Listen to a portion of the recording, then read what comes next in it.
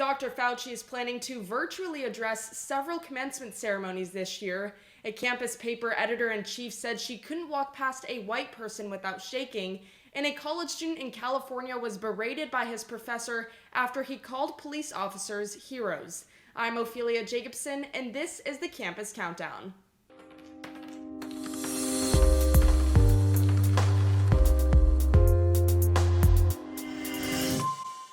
Starting off with our number 3 story of the week, Dr. Fauci will be virtually addressing several in-person commencement ceremonies this year. Dr. Fauci will be speaking to students at Emory University and University of North Carolina, Chapel Hill this year. And even though both of those schools have deemed it safe enough to hold in-person ceremonies, Dr. Fauci will still be speaking via Zoom. What I don't understand is Dr. Fauci, for the past year, has said that we need to follow the science and follow CDC guidelines. Most recently, the CDC have released guidelines that said that people who are fully vaccinated are allowed to return to normal pre-pandemic activities, which include traveling, gathering indoors and outdoors, and being outside without a mask. All of this seems like Dr. Fauci himself isn't following CDC guidelines. Let's also talk about what kind of message this sends. I mean, if politicians, public figures, and leaders in the medical world really want to set a good example on how to return to normal, then they should be practicing what they preach. If Dr. Fauci is saying that fully vaccinated people can attend indoor and outdoor gatherings and be outside without a mask, then he should be following that same set of guidelines. It's the same thing that happened when President Biden walked outside to a podium to give a press conference of how the CDC said that it was okay for people who are fully vaccinated to be outside without a mask. He walked to that podium wearing a mask outside alone. This sends a horrible and hypocritical message to the American public, and what Americans want most now more than ever is just to return to normal. And let's take a minute to consider the situation that the students are in. You know, these students have paid thousands of dollars in tuition over the past 4 years to attend this university and to get their degree and to be at that commencement ceremony after a long 4 years of hard work. And especially for the seniors who are graduating in the class of 2021, this past year and a half is probably something that they could have never imagined what their, last year of college would look like, especially during a pandemic. And with everything that they've had to adapt to, all they want is to probably return to normal. Normalcy is not having a virtual speaker at an in-person graduation ceremony. And of all people, Dr. Fauci should be setting a good example on how to return to normal, especially for these graduating seniors in college.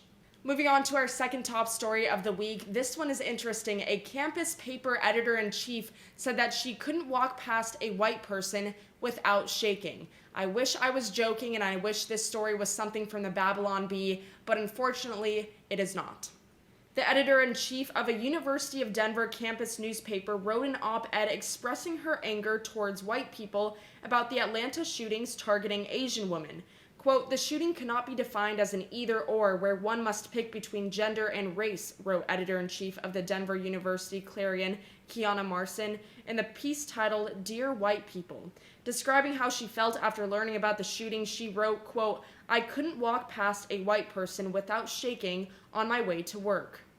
Now, don't get me wrong, I'm a strong advocate for the freedom of speech, but these types of comments are the exact opposite of what our nation needs right now. These types of comments are fear-mongering, and they only divide us as Americans even more so. The left seems to be so focused on race, on this idea of white privilege and white supremacy, they can't get past it. If we've gotten to a point in this country where we can't even walk past a person who has a different skin color, then we've got a serious problem in this nation, and it's time that we fix it. These types of comments aren't going to fix it. I mean, what happens when the student goes into the real world and she has to work with white people? Is she not even going to be able to do that because according to her, she couldn't even walk past a white person without shaking? Nowadays, the left seems to be so obsessed with racism, and they always cry racism when it comes to white people or Republicans or conservatives, Trump supporters, you name it, they're all racist. Again, this is not what our society needs, and these types of comments are only going to perpetuate more division in this country, especially coming from a campus paper editor-in-chief who is supposed to be a leader and a leading voice on campus. Again, this is not what we need right now. And for our top story of the week, a student at Cypress College in California was berated by his professor after calling police officers heroes. This one's been making national headlines. Take a look. I think cops are heroes and they have to have a difficult job, but we have to have that All of fine them? life. Oh, I'm not. I mean, I'd say a good majority of them. You have bad people in every business and every Yet, part. yet Well, wait, a wait, lot wait, of wait, police wait. officers have committed atrocious crimes and have gotten away with it and have never been convicted of any of it. And And I say they, this as a person who has family members who are police officers.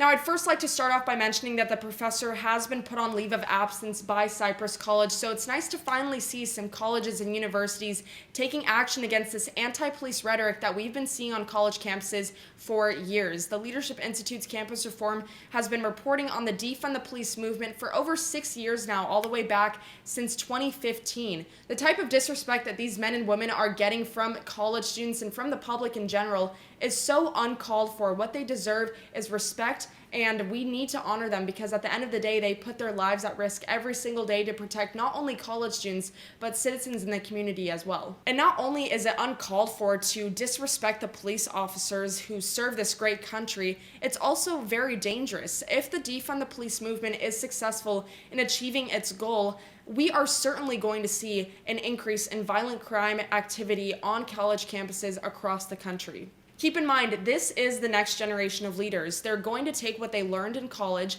and apply it to real life. So if what they're learning in the classroom is that police are bad, evil, and unnecessary, they're going to have that same mindset when they graduate college. And we're already seeing it take root. I mean, just take, for example, the hundreds of defund the police movement riots and protests that we've seen in the past couple of months. I mean, this has really turned into a nationwide movement that, again, started on campus. Now, campus reform had an opportunity to sit down with Braden Ellis and talk about his experience with being berated by his professor on this Zoom call, and this is his message for conservatives on college campuses. He says, quote, "Republicans like me need to get smarter, tougher, and stronger and fight back against this liberal agenda." He continued saying, quote, "And do it with gentleness and respect. Don't do it the way that they do it, because nothing makes a Democrat or a liberal more mad than when you give them facts with gentleness and respect, and you don't raise your voice." That's a great message that Ellis is sending. In the type of world that we're living in today, fighting with facts rather than feelings will go such a long way on our college campuses, and that will help end this type of rhetoric that we see at our higher education institutions. Now for everyone's favorite part of the campus countdown, our woke tweet of the week. This one comes from a sociology professor at Iowa State University. Professor Rita Mukherjee tweeted in response to a tweet posted by Young Americans for Freedom at Iowa State University, quote, "Lately I try to limit my interactions with white people as much as possible. I can't with the self-importance and performance, especially during Black History Month."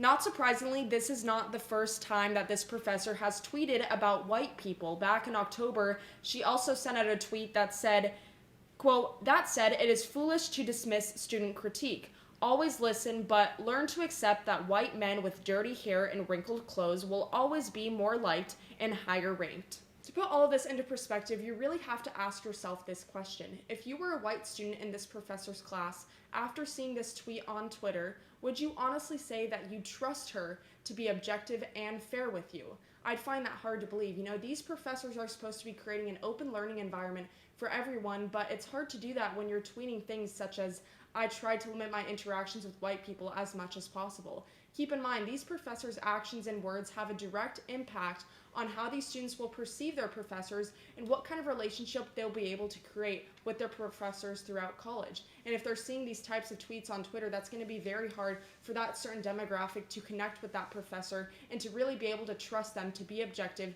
and fair in the classroom. That wraps up this episode of the Campus Countdown. Those are all the top stories we have for you this week. If you like this episode, make sure to hit that like button down below. Don't forget to subscribe to our YouTube channel so you never miss out on any videos that we post on here. And if you want to keep up with all of the college craziness happening across the nation, make sure to follow us on Facebook, Instagram, and Twitter at Campus Reform. I'm Ophelie Jacobson. Thanks for watching.